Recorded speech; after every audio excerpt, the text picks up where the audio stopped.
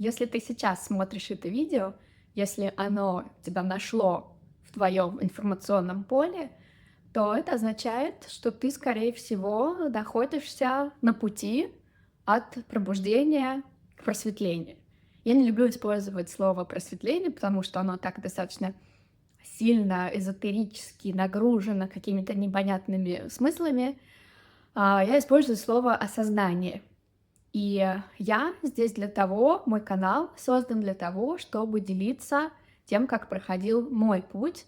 Мое пробуждение произошло уже больше 20 лет назад, в 2001 году. И я знаю, насколько одиноким, порой болезненным, очень непонятным и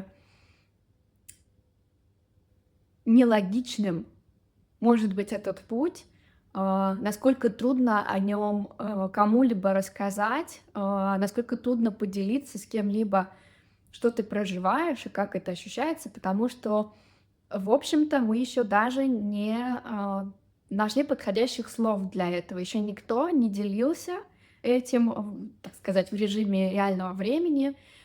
И если у меня получится хотя бы постфактум рассказать о том, как это было у меня, и дать тебе ощущение, что твой путь не так одинок, что его уже кто-то проходил и проходит в данный момент, для меня это будет иметь огромное значение. Но даже если и нет, то тот факт, что я рассказываю о своем пути, для меня означает, что я тоже признаю свой собственный путь, и я даю ему ценность в моих собственных глазах, потому что все эти 20 с лишним лет я находилась под прикрытием, так сказать, я пряталась, я не могла никому об этом рассказать, потому что я понимала, что я буду выглядеть в глазах близких мне людей как сумасшедшая. Когда я начинала о чем-то таком заговаривать, я видела в глазах сочувствие, но при этом непонимание, о чем идет речь. И этот путь может казаться таким одиноким еще и потому, что мы, его проходя, сами не понимаем, что с нами происходит. Нам просто порой плохо или нам просто непонятно, почему то, что раньше для нас работало, то, что раньше нас радовало, больше не имеет смысла. Сегодня я хочу поговорить о 12 симптомах пробуждения, отследив которые в себе, в своей жизни, в своем состоянии, ты можешь как раз понять, что с тобой происходит. Первый симптом — это боли в теле. Чаще всего это боли в шее, могут быть боль в плечах, в спине. И это происходит потому, что когда меняется сознание, когда оно расширяется, когда оно впускает в себя большее количество вибраций, частот, света, это меняет тело на уровне ДНК. И поскольку тело — это наша самая плотная часть, материальная, оно, конечно же, наиболее инертная наша часть, и оно претерпевает огромные изменения на безумной для него скорости, беспрецедентной, которой не было никогда, и это отражается болями, они пройдут. Второй симптом — это глубокое чувство грусти, без какой-либо видимой причины, на которую можно указать пальцем и сделать виновником вашего состояния. Сознание меняется, меняются вибрации, и в этом процессе таких глобальных перемен нет места для прошлого, вы его отпускаете. И можно привести такую метафору. Вот представьте, что вы прожили в каком-то городе всю свою жизнь, и вам предстоит переезд, вы уже в процессе переезда. И это переезд в какое-то новое, лучшее, прекрасное место, в новый город, где лучший климат, где новые люди, новые друзья, какие-то прекрасные вас ожидают события. И как бы ни было прекрасно все то, что с вами происходит, в процессе прощания со старым вы испытываете ностальгию, вы грустите по опыту, который был прожит в этом месте, по тем эмоциям, которые вас с ним связывают. Вот это то, что происходит с вами на уровне сознания, на уровне ваших вибраций, и отсюда грусть, и она тоже пройдет. Третий симптом, он связан с предыдущим, близко слезы. Вы часто ловите себя на том, что вы готовы заплакать, особенно когда речь идет о вас, о чем-то близком вам. То есть вам кажется, что вы становитесь более эмоциональны, может быть, более нестабильны. По факту это пробуждается чувствительность, и она таким образом себя проявляет. И это хорошо, потому что слезы это самый естественный способ отпускать. Это опять-таки все про отпускание прошлого, про выпуск наружу отжитых эмоций. Слезы это самый такой экологичный для вас, для вашего тела способ это делать. Дайте этому быть. Четвертый симптом — это неожиданные перемены в работе или карьере. Это прям очень распространенный и частый симптом, тем более, что его легче отследить, так скажем, потому что это событие внешнего мира. Вы меняетесь, меняются ваши вибрации, меняется уровень вашего сознания, и естественным образом меняются обстоятельства вашей жизни. Лучше всего на этот период не ждать от себя каких-то подвигов, не стремиться тут же начать строить новую карьеру. Работу тоже лучше подобрать такую более щадящую, так скажем, потому что ваше существо, ваше сознание, ваше тело претерпевает колоссальные изменения, и они по большей части внутренние, на них не пожаловаться, от них не вылечиться, не прийти там и не попросить у врача какую-то таблетку. Это огромные нагрузки. И ваша жизнь вас вытаскивает из того опыта, который уже отжит и не нужен, из той работы, которая уже не служит вашему развитию, именно развитию, такому духовному развитию, росту ваших вибраций. И это хорошо, это страшно в моменте, но позвольте этому быть, и не ждите от себя сразу, что вы на следующий день или там через месяц поймете, или даже через год, или через несколько лет поймете, в чем ваша страсть. Это однажды обязательно произойдет, и это произойдет именно как понимание, в чем ваша истинная страсть. Не миссия, не предназначение, а именно страсть. У вас появится вот это вдохновение чем-то заниматься, но сначала нужно пройти весь путь. Симптом пятый — это выход из семейных отношений или прерывание семейных отношений и тесных связей. С нашей биологической семьей мы связаны посредством кармы. Из жизни в жизнь мы возвращаемся обычно в один и тот же род, на одно и то же место, и даже чаще всего в один и тот же тело одного и того же пола.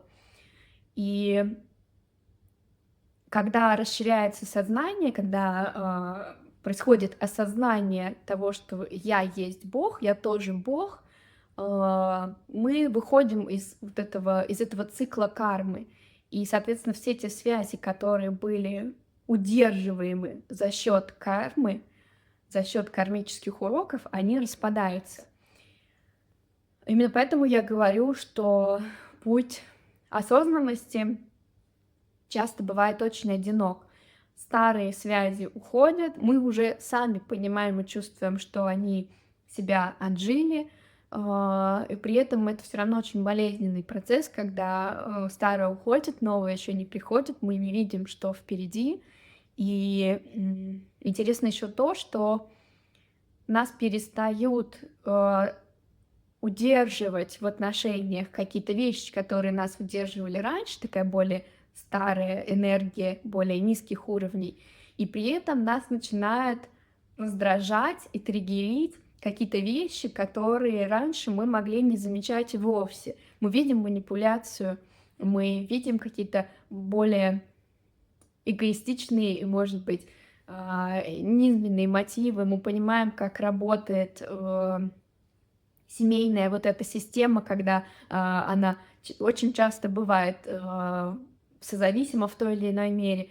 Все это всплывает для нас на поверхность, для нас это становится ясно, и мы выходим из этих отношений, и это вызывает, конечно же, большое трение как со стороны других людей, так и со стороны нашего ума, который не понимает, что происходит, почему все так меняется.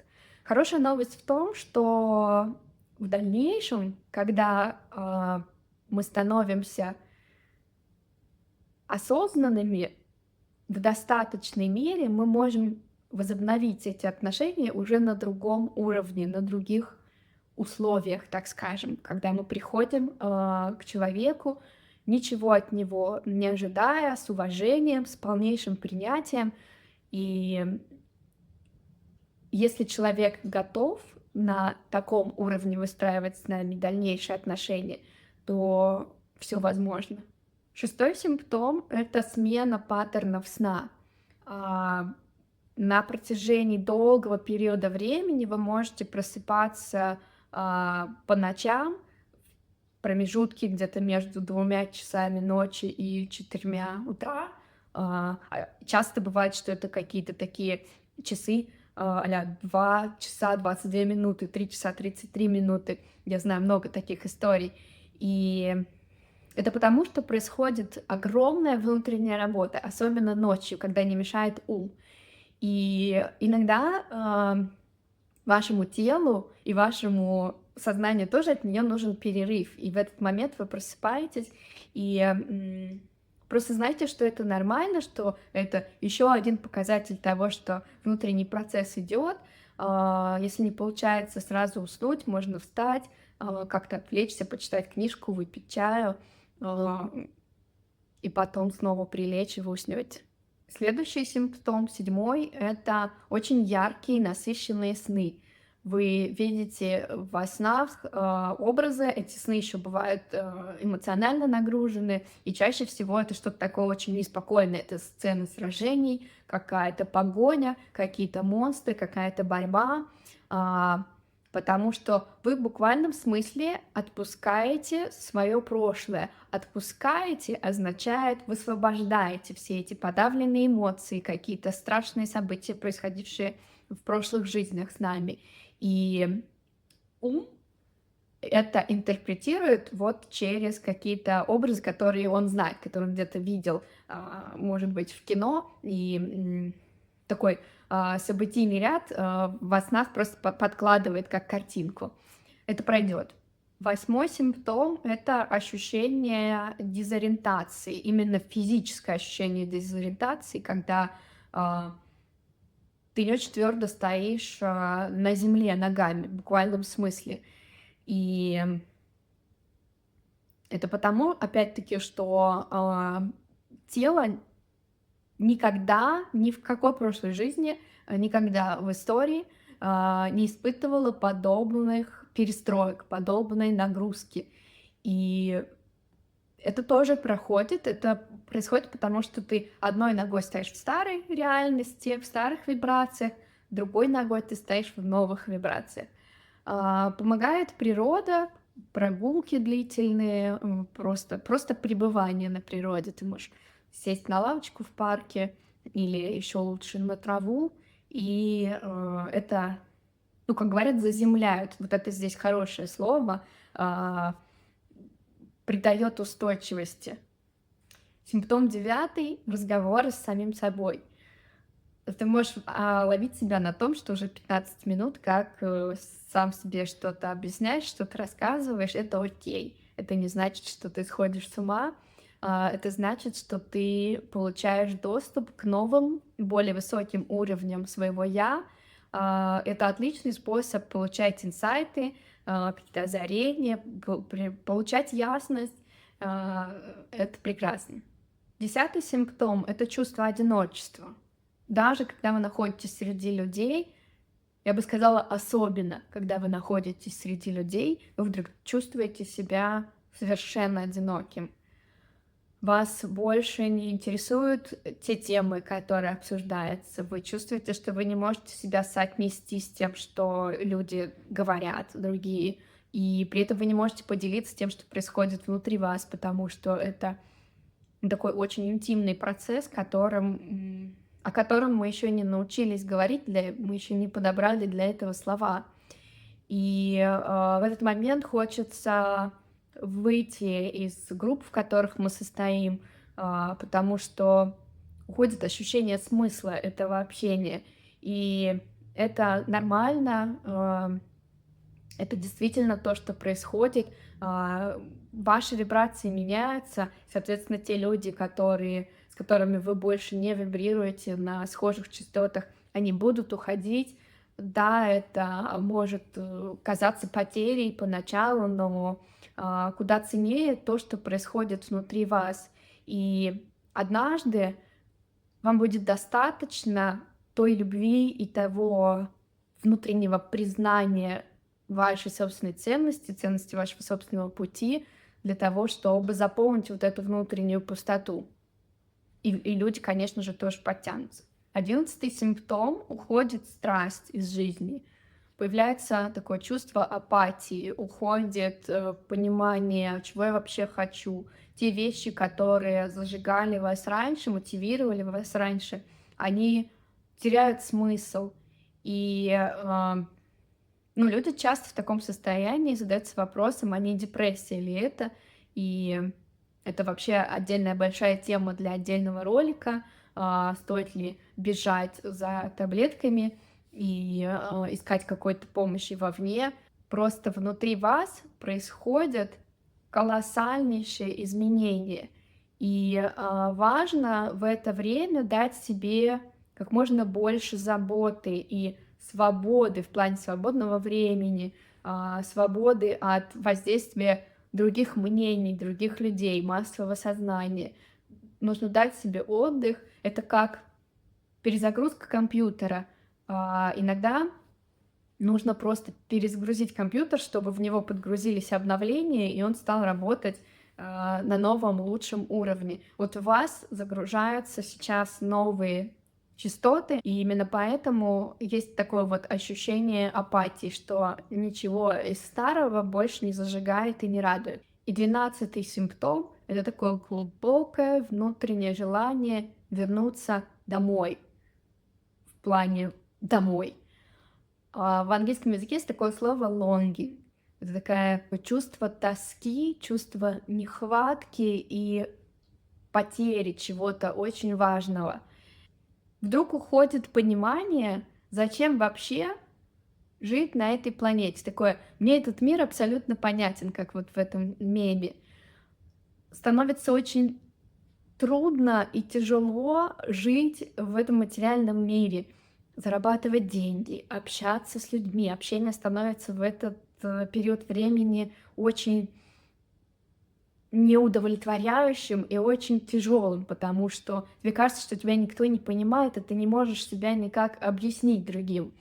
Даже просто необходимость каждое утро вставать с постели и приводить себя в порядок, и куда-то выходить во внешний мир — это кажется невероятным подвигом. И это не депрессия, это не суицидальное состояние, это просто часть нас хочет действительно вернуться домой. Мы вышли из кармы, мы завершили свой кармический контракт на эту жизнь, мы свободны. Именно поэтому раньше вознесенные мастера, так и называются вознесенные, они не оставались жить в теле, в материальном мире, они возносились. Но красота и уникальность нашей с вами жизни сегодня, в это время, в этих телах, здесь, на этой планете, в том, чтобы вознестись, не уходя из тела, в том, чтобы просветлиться, в том, чтобы осознать, что я тоже Бог, находясь в теле, и в нем остаться, и продолжать творить свою жизнь, свою реальность, посредством сознания менять свою собственную реальность. И этого не делал еще никто. И в этом наша с вами роль наши с вами приключения. Мы нужны здесь, мы пионеры, мы первые, кто это делает. И этот процесс неизбежен, он уже идет, мы его часть, и это произойдет рано или поздно с каждым на этой планете.